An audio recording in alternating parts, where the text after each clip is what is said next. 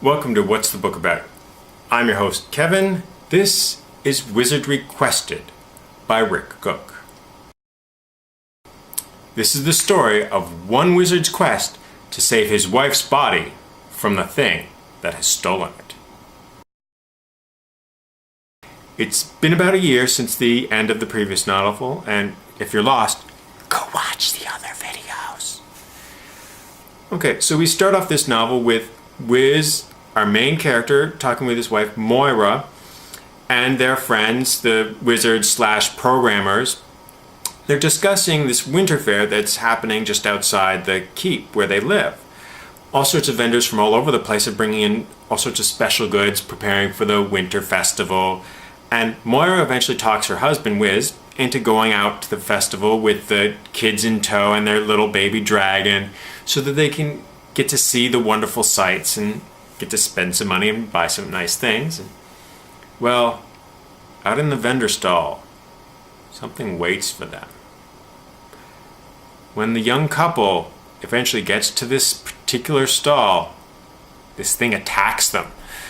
Fortunately, Wiz and his best friend Jerry are managed to fight off the very strange and slightly familiar magic of this unknown assailant.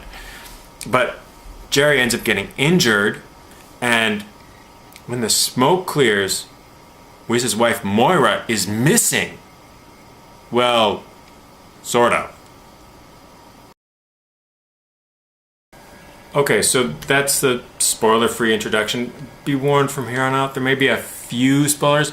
I'll try to keep it to a minimum. Now, Moira's only half gone because, well, the thing snatched her body. It dumped her mind into the body of the baby dragon Fluffy. Now, the wizards managed to backtrack the magical trace of this thing, and they find out it's living in the ruins of the City of Night. Now, Wiz ends up recruiting a small little group to go after Moira's body because, well, a mortal mind was not meant to be separated from the body, and they have only a short window before her mind ends up disintegrating and being permanently damaged. And this small group is consisted of the thief Malakin from Wizardry Quested and the programmer slash wizard Danny, who we first met in the second book and has been a minor character ever since, and the dwarven assassin from Wizardry Cursed. Now, when the team ends up getting to the City of Night, they find it has changed quite some since the last time anyone has actually investigated the ruined city of the old Dark League that had been defeated in the first book. Now, in its place is kind of like a D&D maze with traps and monsters of all sorts, and Wiz and the team end up being cut off from communication and from being able to return by the thing that has gotten Moira's body. And the thing is not inactive. It's actually not just separated Wiz and the team, but he's actually attacking the Wizard's Keep, where the Council of the North lives. The group of wizards that pretty much are the government and run things. And the thing that has grabbed Moira's body has set this fog all around the keep, and it's isolated the Council of North, stopped them from being able to use a lot of their magic and stuff like that.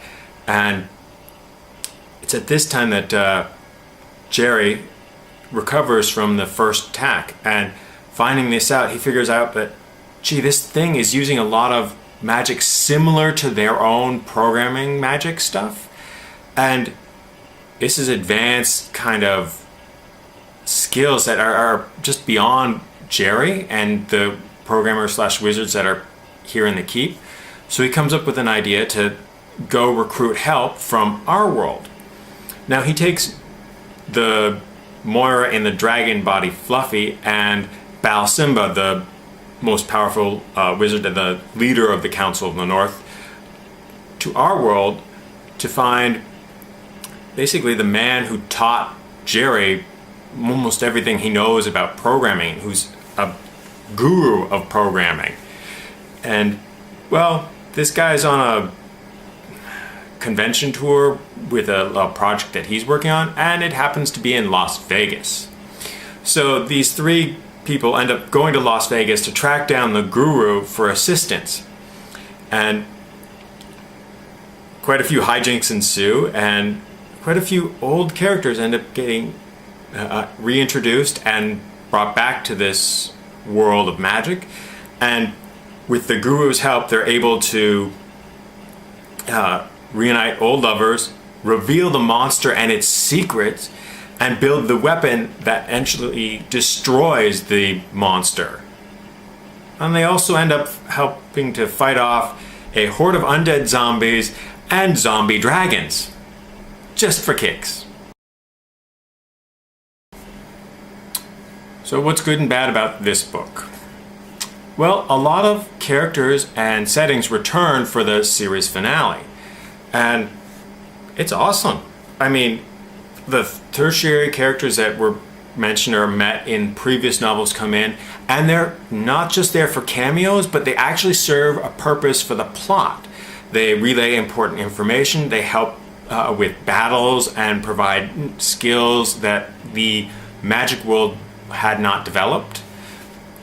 Now, there's all sorts of incidental humor in the meetings and in the various scenes as these groups come together. And what the author does well is that 90% of these jokes and bits of humor, if you've never read the previous novels, they're still funny. And there's a couple gags that if you haven't read the novels, you wouldn't get the humor. But it works well in that the couple instances where it happens, the characters they're talking to also have never met these particular tertiary characters, so when they mention something, it's like, well, this is weird or interesting. You get the joke, and you still follow along, and it doesn't interrupt the story. Now, the reason the monster or villain grabs Moira and involves Wiz could have seemed like a Deus Ex Machina crappy plot device to make Wiz the continuing main character for this novel, but it's actually really consistent with the magical universe, and the reason is explained very early on, and I'm not going to spoil it, but it's actually very logical why the evil entity grabs Moira and not someone else. Now, the other thing is that the use of the D&D stuff could have been just a lame gag, but again, it's explained and consistent with the magical universe and how the evil monster gathers intelligence.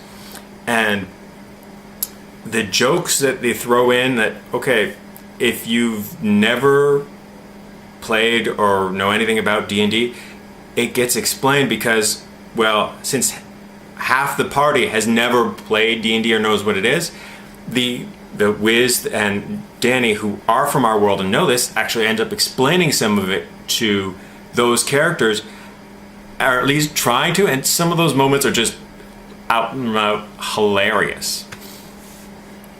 Now, there are a lot of running gags and throwaway jokes in this particular novel, but the running gags almost always end up serving the plot or advancing the story and becoming important and vital in the end.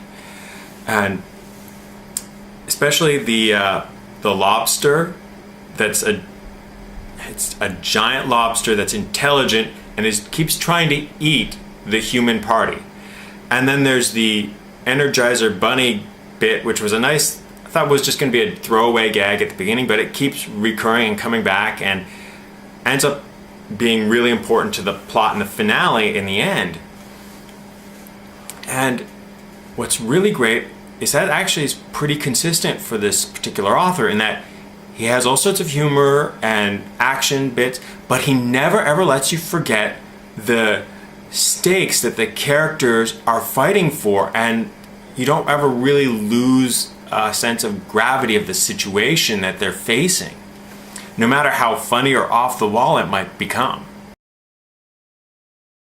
So in the end, what is the book about? Treasure hunting. It seems weird, but actually every character in the story is motivated by their hunt for a particular treasure. For Wiz, it's the jewel of his life, his wife Moira. For the dwarven assassin and for the thief Malakun, it's actual treasure, and when they find some, it's kind of a hilarious little gag moment. For Jerry, the other main character, when he comes to and finds out what's going on, he searches for the treasure of his memory. The man inspired him and taught him so much about programming. The man he aspires to be. The guru, the Tasmanian devil, who is another one who's actually motivated by a search for treasure. Not just gold, but treasure. The thing that's most important to him is unique problems, interesting questions. And that's why he's at this particular convention where he's a consultant, where they hire him to deal with an interesting or unique problem. And that's how they end up convincing him, not with a promise of great money or wealth, but no, I've got this interesting problem. And the little bit that Jerry tells him, it's like, that's all I'm gonna say. And it hooks the Tasmanian devil, and he follows them to an entire new world just to deal with an interesting problem. And it's the fact that this book is filled with all kinds of humor like that without ever losing touch of the gravity of the situation or the action scenes, or without ever sacrificing the narrative for just a quick off gag. It's one of the reasons that I have to give this particular book 4 out of 4 stars. Now, it's published by Baen, and you can get the novel rather easily as a paperback or as an ebook. So you should go out and get it. Get it right now, read it, and enjoy. Till next time, have a good one.